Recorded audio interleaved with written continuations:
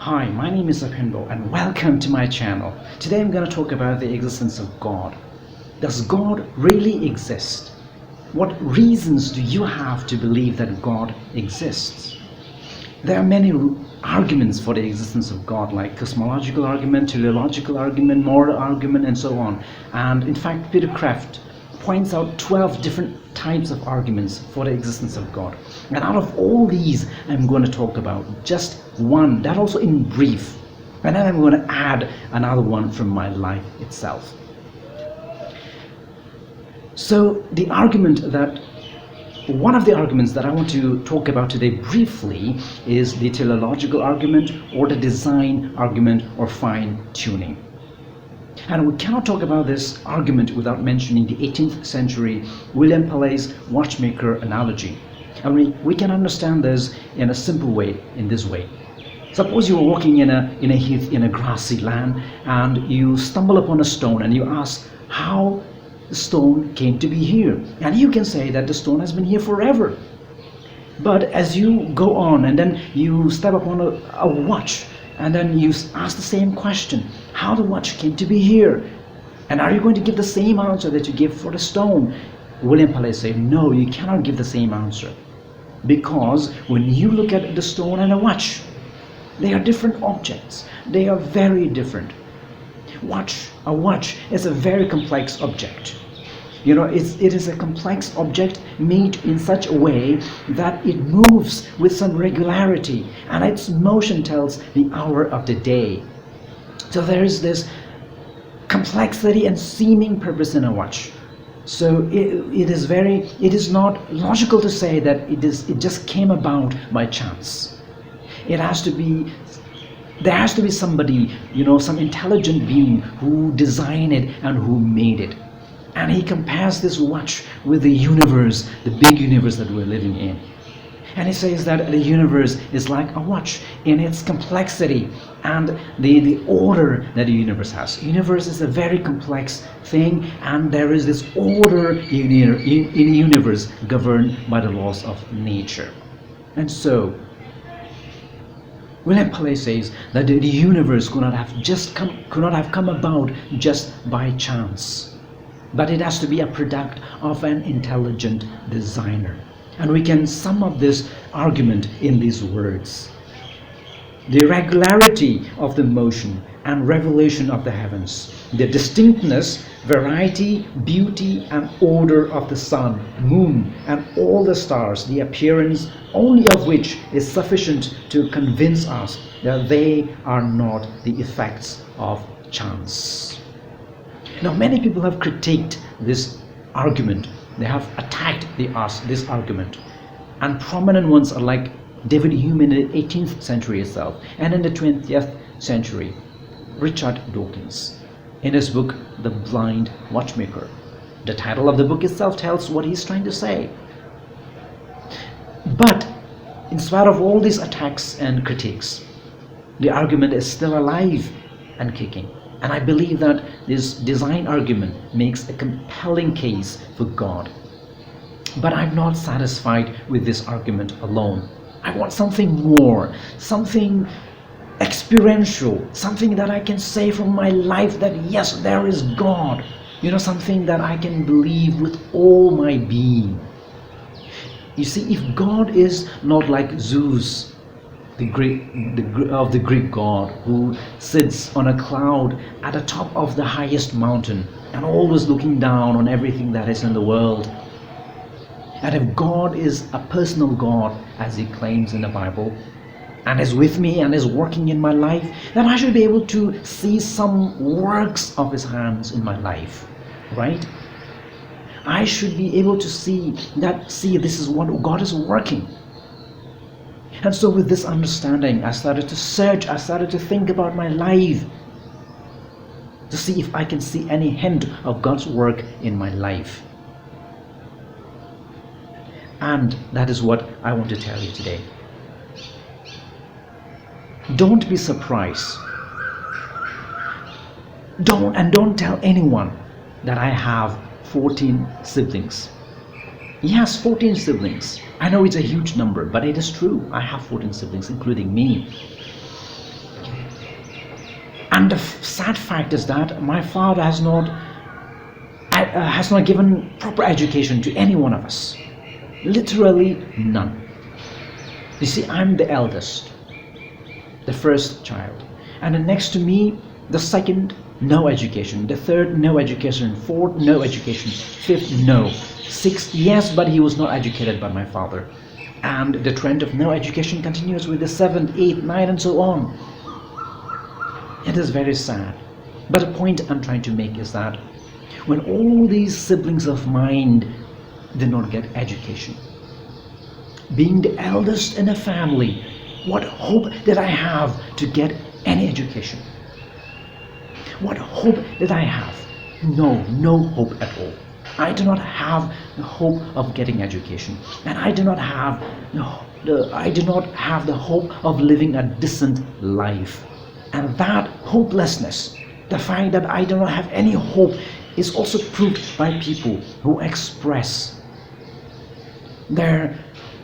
who express and who say that they are not able to believe that I am the son of Sambunan and I have become what I have become, even though I have not become that much. But even the fact that I have completed my graduation and that I have finished my theological degree, they cannot just believe that. They said they do not even dream that I would become like this, that I would be able to come up to this stage. And I agree with them. I totally agree with them, because I know that I'm not supposed to reach where I have the level that I have reached today. I'm not in a place where I am supposed to be, in the remotest place in Manipur, somewhere in Manipur, working in a field that does not even belong to me or my family. And I am in a place where I am not supposed to be, in a metropolitan city, in a great and well-known research center. And this itself is a miracle in my life. But I want to tell you how this miracle came about. When I was about 2.5 years old, my mother passed away. And after my mother passed away, my grandmother, my maternal grandmother, brought me to her home. There are certain factors that led her to bring me to her home. One of the reasons is that I was always with her. And what do I mean by that? You see, my father and my mother were not from the same village. They're from different villages. My mother's family, my maternal grandfather and grandmother, came to my village, which is called Pipuram, near Liangji in Manipur, because my grandfather was asked to come and be a pastor in the village. So he came along with his family. And that was where my father and my mother met. And consequently, I was born. And so I was told that since the time I could walk, I was always at my grandparents' house, eating and sleeping with them. And so there's this special bond, special connection, this closeness, developed in the hearts of my grandparents toward me. And the second reason is that she felt compassion on me. You see, after my mother passed away, she felt compassion on me. Whenever she introduced me to others, she used to say, his mother is also no more, so I felt pity for him, so I brought him along with me. You see, the fact that I have lost my mother really moved my grandmother, and that is the reason that she had compassion on me. And the third reason is that my uncle, my grandmother's only son and my mother's only brother, had no child, unfortunately. And like any other tribal grandmother would, my grandmother also longed for a grandchild.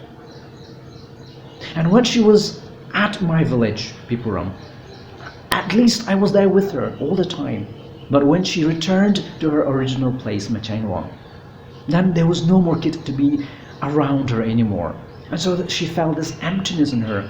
And in her words, she used to say, my hands are empty without kids. And that was how she felt.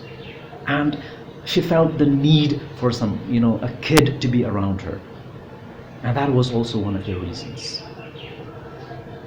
And so, all these things, the closeness that she had, and then the death of my grandmother, and then the childlessness of my uncle, all these things made her to bring me to her home. And that was how, she rescued me from my family, where I did not have any future, no future at all. But she took me out of that because of all these reasons. You see, if my uncle had a child, then my grandmother would not have felt the emptiness that she felt. If my mother were alive, she would not have the same level of compassion that she had on me. But the thing is, all these things made her to have compassion on me and to take me out of my family.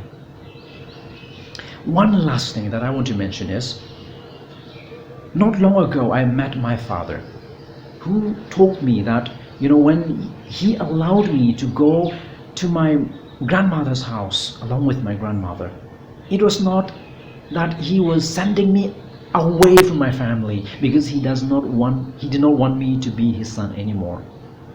He said it was not like that. And I want you to know that. And I will not allow you to become someone's son. Last year, my uncle, who has been looking after me since I was 2.5 years old till today, he told me that he will not like the idea of being taken care of or looked after by somebody who has a different title.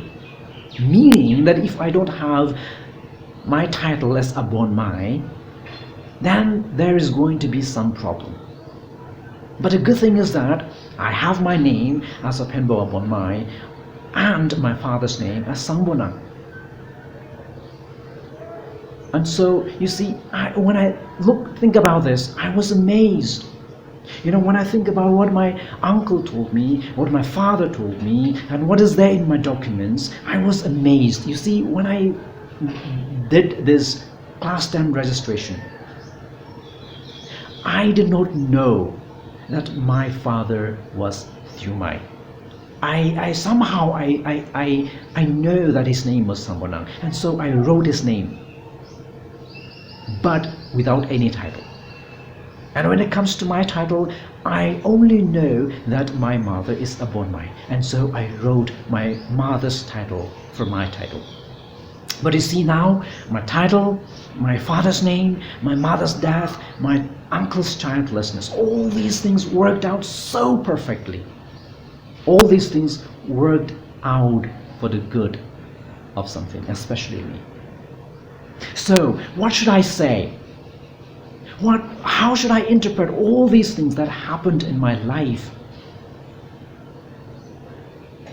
One way I can say is that it is a chance, just a chance, that it just mere luck, a good luck, that all these things worked out so perfectly for me. Or I can say that there's something, somebody intelligent and loving being who made all these things happen. Someone made it in such a way that I come to know Christ, that I get education, that I get theological education as well, and then serve God and look after my uncle who has no child. You see, in both cases, I cannot be 100% certain or sure. I cannot be so sure that this is it. But the thing is, as Alistair McGrath says, which interpretation makes more sense? That is the point. So from this sense, for me to say that there is someone working behind my life to make all these things happen makes more sense. the reason why I am not where I am supposed to be, and where I am, where the reason that I am not where I'm supposed to be and I am where I'm not supposed to be is nothing but God. I want to say this, that there is God, and He is living, active, and working in the life of each one of us. And that He has worked in my life, and I can see His work in my life. And the work of God in my life is a miracle. There is God. Friends, there is God. And He is a good God. That's all for today. Thank you for listening.